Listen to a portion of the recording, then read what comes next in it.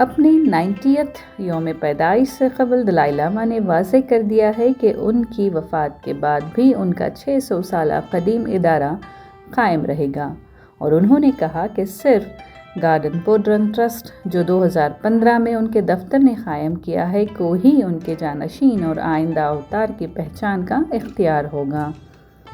چین نے فوری طور پر اس اعلان کو مسترد کرتے ہوئے کہا کہ دلائی لاما کی دوبارہ پیدائش صرف ریاستی گولڈن ارن طریقہ کار سے ہی ممکن ہے اور چینی حکومت کی منظوری لازمی ہوگی۔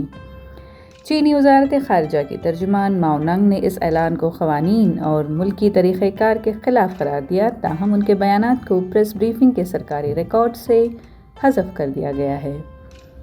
چین نے سینیسائزیشن یعنی بدھ مت کو چینی ثقافت سے ہم آہنگ کرنے کی پالیسی کا دفاع کیا ہے، جسے صدر شی جن پنگ کی ہدایات کے مطابق بتایا گیا۔